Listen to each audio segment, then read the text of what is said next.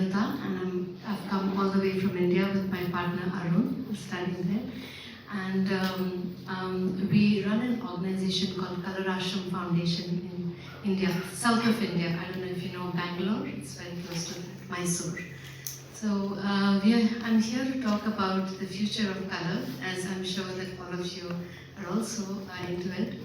So I'm going to start to cover why, what and how. And this is one of the pictures from our workshop. This is a student who's a designer, and she came to learn the application from her studio. So yes, color is very, very important to fashion. And today I think we are really questioning whether we need the kind of fashion that we are running on right now. And because the source of color today is all petroleum-based dyes. And petroleum was never found on the surface of the planet. It's always very deep down. So nature did not plan for it to be on the surface, and which is why actually it's very difficult to decompose, digest petroleum-based dyes and things. And so it's time that we look at how we can go away from the fossil-based dyes and look at what can be the future of color, because we are going to run out of petrol in some years now, right?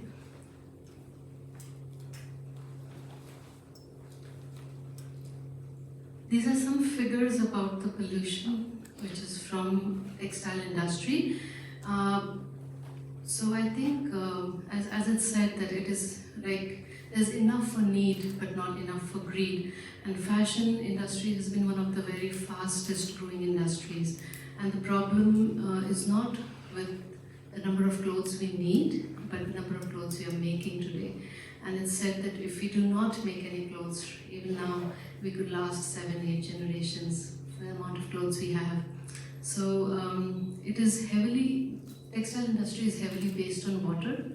And water pollution is one of the gravest problems connected to textile industry, which is why the solutions like digital printing and those kind of things are really looked at as sustainable options, because they do not use water.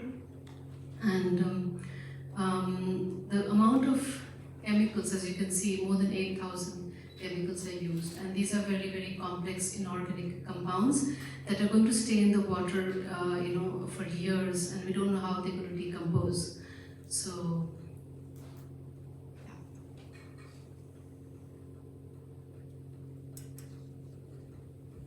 I'm happy to stop at any slide, and if anybody has a question on the slide, you can just put up your hand and we'll be happy to talk. So yeah, so we are here to talk about the authentic color, which is natural dyes, which was the way we were dyeing just before we found the first synthetic dye.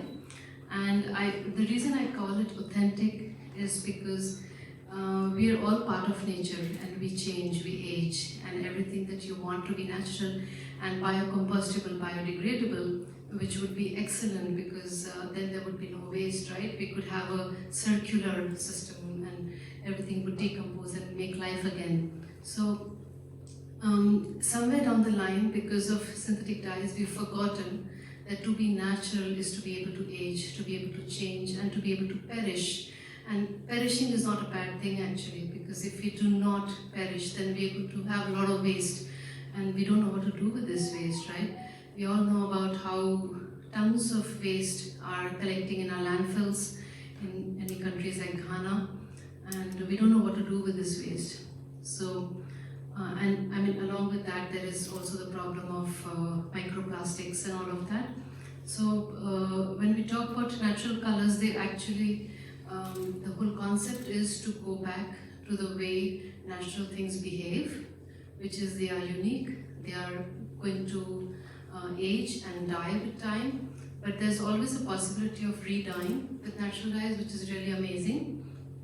And I think just like someone put plastic-based clothing on the ramp and called it cool and showed the world that this could be really glamorous, we just need leaders and change makers to put it on the ramp and put it out there, Leaders can really put forward that aging can be graceful, changing of colors can be graceful, and impermanence can be really celebrated. which is the way we also celebrate ourselves, right? Our bodies change, we have scars, we have things, and we really need to accept ourselves the way we are.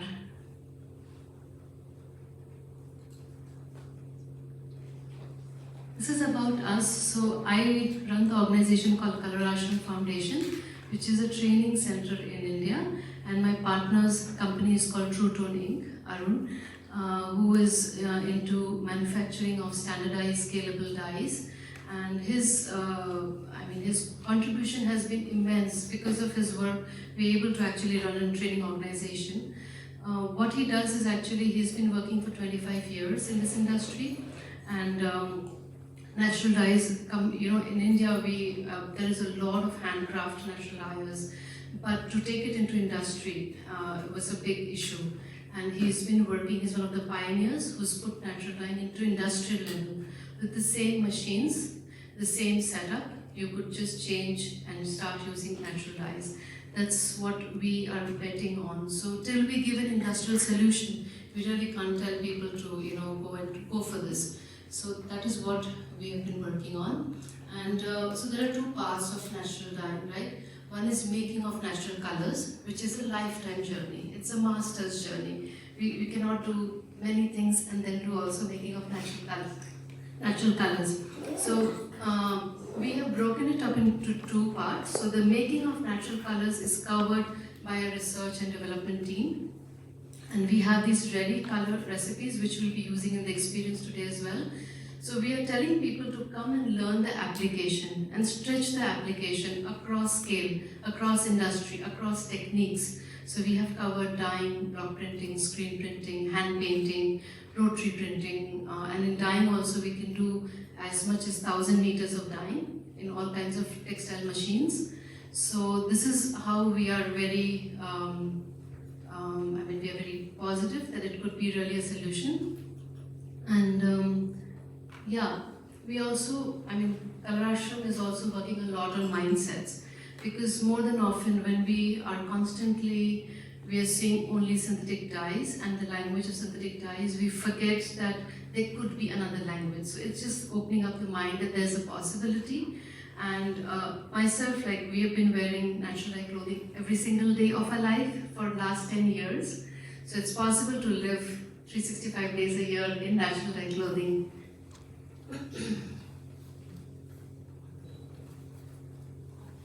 How does learning happen? Learning really happens outside classrooms, when we are having tea, coffee, when we are connecting, when we are having these relationships with people, So for us, human connections are really important. Currently, the kind of people who come to us, number one is startup brands. An immense number of young people who are starting their brands, they want to start on the sustainable foot. Then there are also people who have done careers in corporate. They could be from IT, software, textile, and then they want to get into natural dyeing and sustainable brands now. So we have a whole lot of those people who would not go to college again, but they want to start their careers with this thing. So they are people, there are artists. Battery?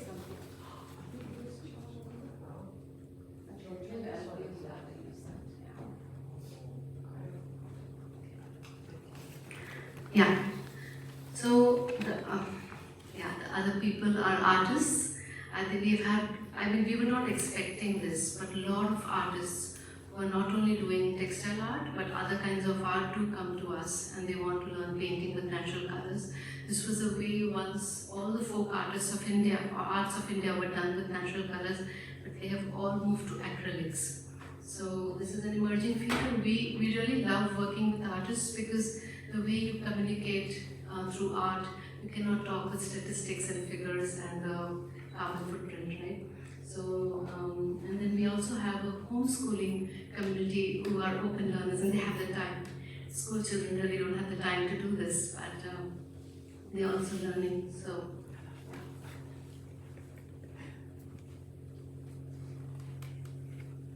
So as I said, my partner has been working for 25 years now. I've been working for 15 years with him. But in 2019, we got together to start Colour Ashram, the training center. And the reason was that he's been working with a lot of brands all over from the world. And what he realized was that because natural dyes are not taught in institutions, you don't know the language, and it is a different language than synthetic dyes. And then you're selling it to a customer base who may also not know the language.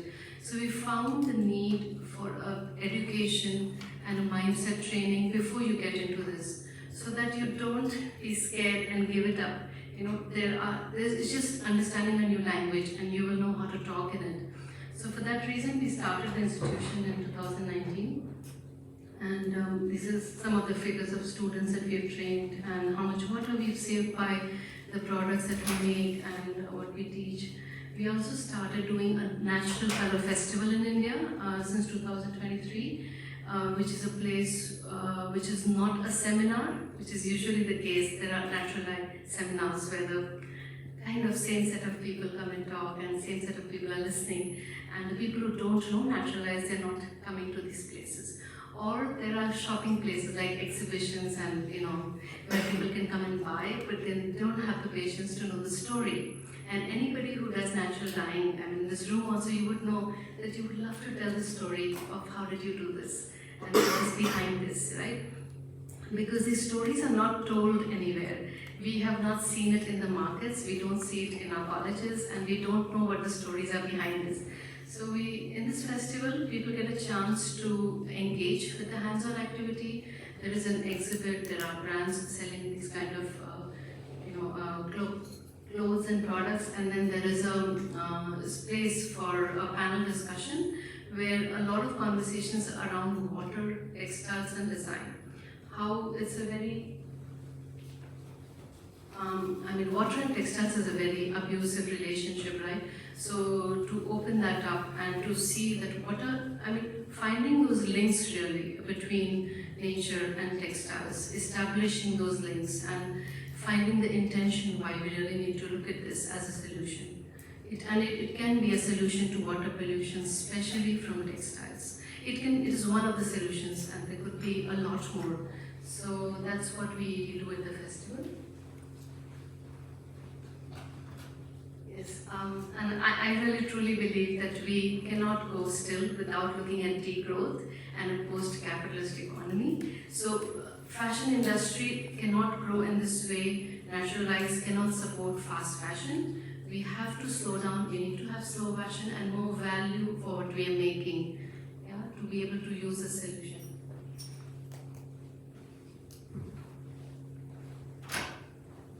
Hi UK, I think this is very exciting because it's a beautiful country of melting pot of so many cultures. There's so much of collaboration happening, and there's a strong push for entrepreneurship is what we find. We're also here in collaboration with the Post-Carbon Lab.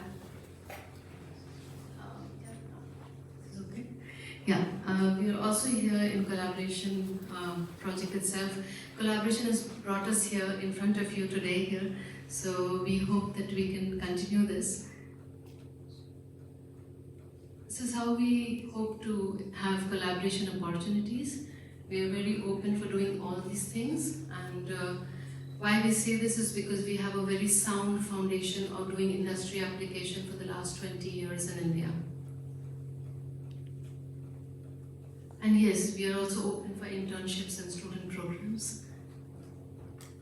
These are some of the student projects. London School of Fashion, one student collaborated with us and did this collection.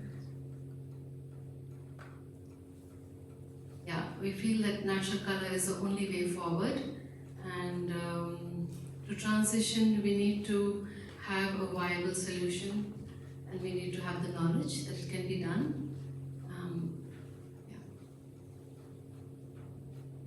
This is one of our machines, the jigger machine, the dyeing happening. One of our dyers was doing the dyeing. Inviting you to connect. And if you're going to stay for the experience, you'll be using our dyes as well. Let's talk about the future of color. So this is our email ID. We'll be happy to share this. This is our scan for our Instagram. We are very active on Instagram. We keep posting about the work that happens. It's quite vibrant. And this is our space, outside space. There's a huge structure inside. Thank you so much.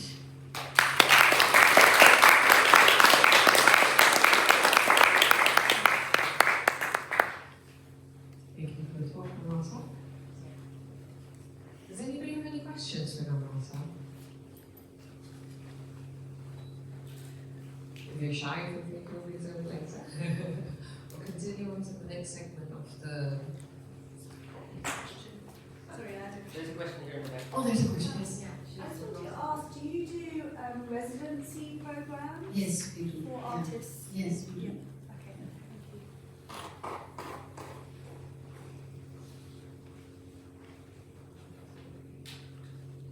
And Namata space is beautiful and very, very nice. So if you're considering visiting India in Mysore, lovely weather, lovely dying space. Oh, sorry, now I'm raising